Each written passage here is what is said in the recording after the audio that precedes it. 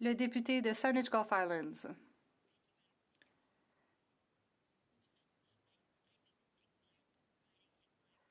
Je ne pensais pas que ma circonscription avait changé d'endroit. Nous avons certainement vu beaucoup de dommages créés à nos infrastructures, mais je suis toujours à Saanich Gulf Islands. J'aimerais prendre la parole sur le projet de loi C8. Je veux que ce soit clair que je vais voter en faveur, mais je trouve que le projet de loi est insuffisant et je crois que mon collègue de Kitchener Centre est du même avis que moi.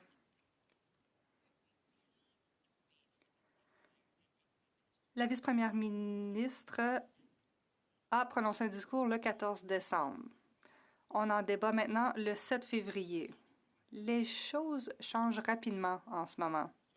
Quand la vice-première ministre a prononcé son discours, on n'aurait pas cru qu'on serait aux prises avec autant de difficultés dans le système de soins et de santé, que le variant Omicron serait aussi facilement transmissible, qu'autant de gens seraient malades, que le pays serait, du moins la capitale, dans un état de siège. Les gens sont à bout de nerfs. D'ailleurs, je demanderais à mes amis des deux côtés de la Chambre de ne pas faire preuve de partisanerie. Nous devons nous occuper des uns des autres comme Canadiens. On peut bien débattre quand on peut être d'accord d'être en désaccord sans être désagréable.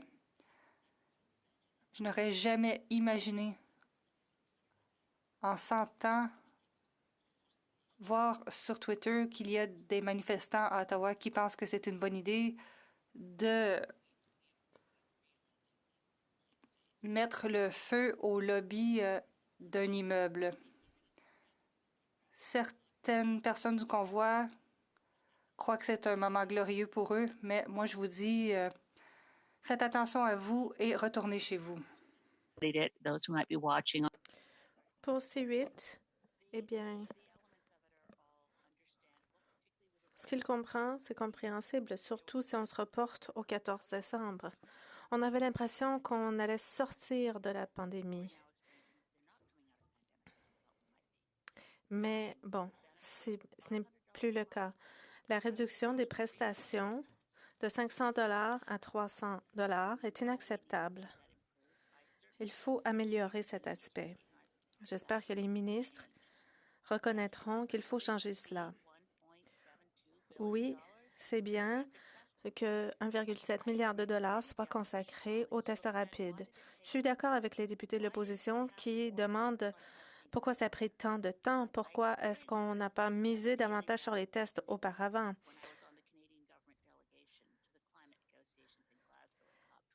Quand j'ai participé à la COP 26 au sein de la délégation canadienne, nous avions des tests rapides et le Royaume-Uni a réussi lors de cet événement à tester des milliers de personnes par jour et ainsi, la COP26 n'a pas été la cause d'éclosion. Alors, je suis ravie de voir que ces fonds soient réservés dans le C8.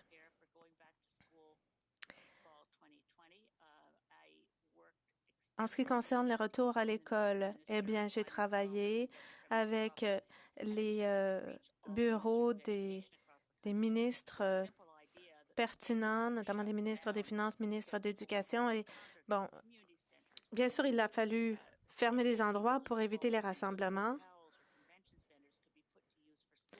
Et je me suis dit peut-être qu'on peut utiliser ces endroits qui ne sont pas utilisés pour les rassemblements, comme les centres communautaires, pour accueillir les étudiants avec plus de distanciation. Le gouvernement fédéral, lui, a le rôle de fournir les fonds quand les provinces le demandent.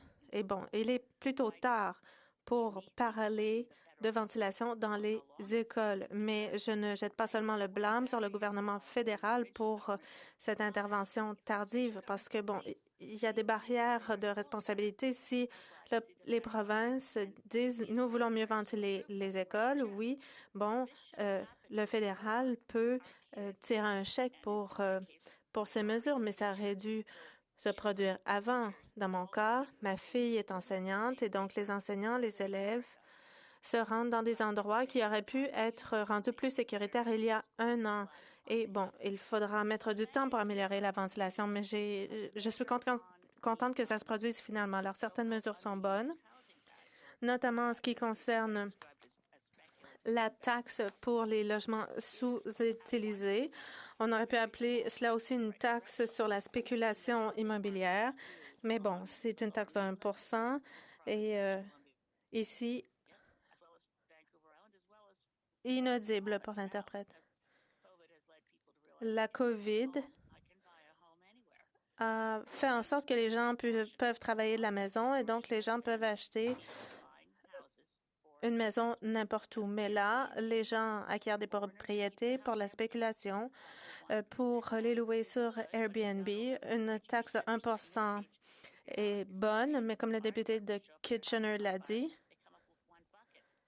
eh bien, on ne peut pas essayer d'éteindre un gros incendie avec un seau d'eau.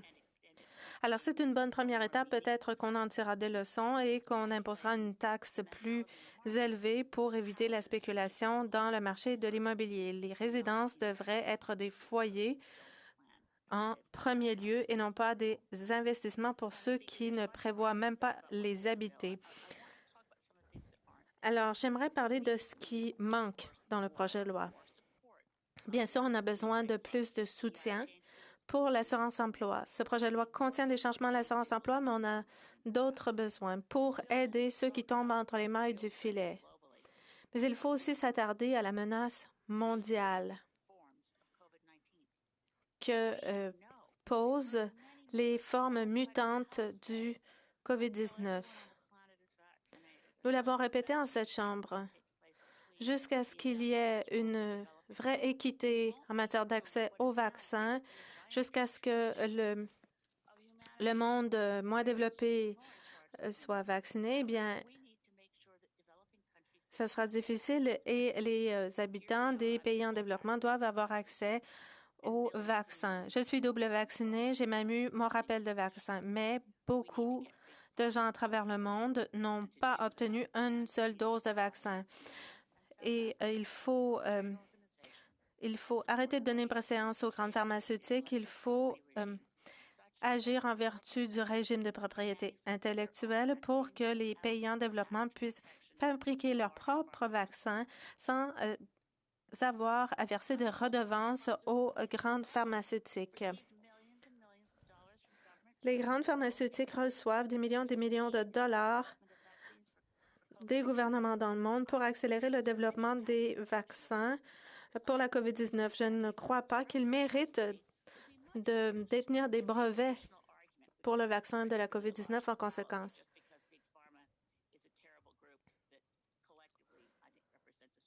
On ne peut pas penser que,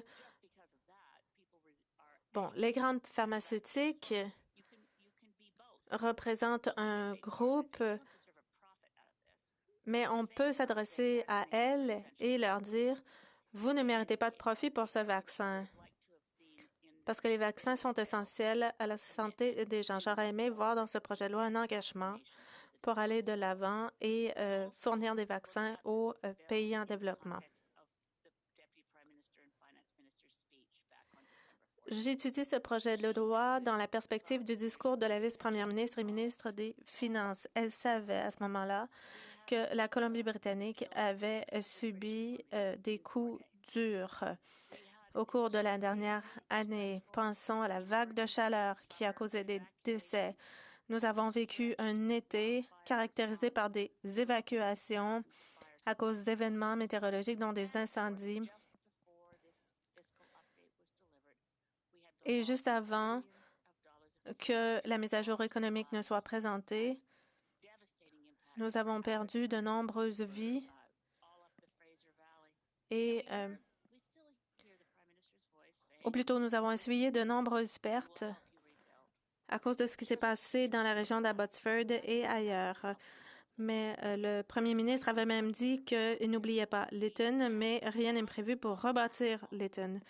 Pas de permis de construction n'ont été émis. Il faut rebâtir à la suite des événements météorologiques qui se sont déjà produits.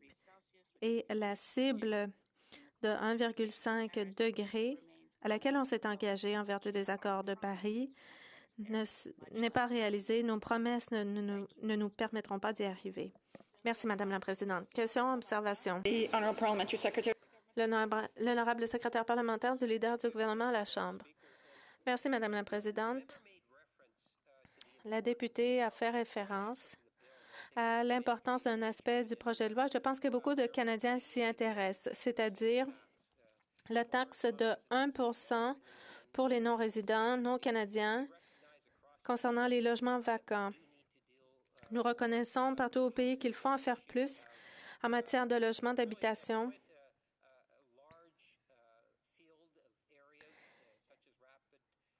Et le projet de loi couvre aussi une initiative pour les tests rapides pour le logement. Bon, maintenant, en ce qui concerne la crise de logement à laquelle on est confronté au Canada, eh bien, ne dirait-elle pas que le fédéral ne peut pas agir seul? Les municipalités, les provinces doivent contribuer aussi. Peut-être qu'elle peut nous en dire plus là-dessus. L'honorable député de Saanich Gulf Islands. Je suis tout à fait d'accord avec le secrétaire parlementaire. Les différents paliers de gouvernement participent et, à un certain moment donné, le fédéral avait une approche moins micro, si on veut, en matière de logement, mais le gouvernement fédéral peut en faire encore plus que ce qu'il fait maintenant. Il y avait un crédit d'impôt à un moment donné pour la construction de logements destinés à des besoins spécifiques. On pourrait construire des logements et consacrer une partie de ces logements, un ratio, à un prix qui est convenable. Il faut se préoccuper du développement intelligent dans les communautés et trouver des manières de faire la promotion de logements intelligents, notamment les coopératives. Député de Laurentides-Labelle. Merci, Madame la Présidente. Je salue d'une part ma collègue, puisque une majorité de ses propos, je suis évidemment en accord. Mais avec toute la sagesse et l'expérience, j'aimerais qu'elle puisse m'expliquer comment se fait-il que, unanimement, le Québec et les provinces, les organisations à la défense des intérêts du personnel de la santé, l'opinion publique demande depuis des mois un transfert en santé immédiat. Le gouvernement va nous dire qu'il a donné des milliards pour pallier à la pandémie. Ça ne change rien. Donc, j'aimerais ça que ma collègue puisse m'expliquer qu'est-ce qu'attend le premier ministre pour faire cela. C'est urgent. Honorable député de Saanich Gulf Islands. Merci à ma collègue. Je suis tout à fait d'accord, mais je ne suis pas capable d'expliquer les raisons pour lesquelles le Premier ministre attend. Je pense qu'on doit, comme toujours, travailler en esprit de collaboration entre les provinces et le gouvernement fédéral. Et comme toujours dans notre pays, c'est la même histoire des conflits entre le gouvernement à Ottawa et à Québec ou à Toronto. On doit travailler ensemble en intérêt de protéger notre système de santé publique universelle. L'honorable député de South Okanagan-West Kootenay. Merci, Madame la Présidente. Je remercie la députée de Saanich Gulf Islands pour son discours bien réfléchi. Je suis toujours content d'entendre ce qu'elle a à dire.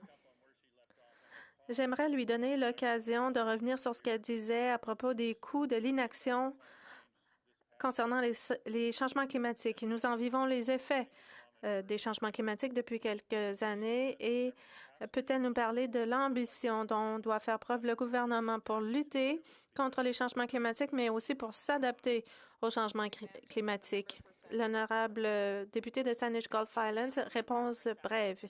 Je remercie le député de South Okanagan-West Kootenay, qui est l'un des députés qui connaît très bien ce dossier.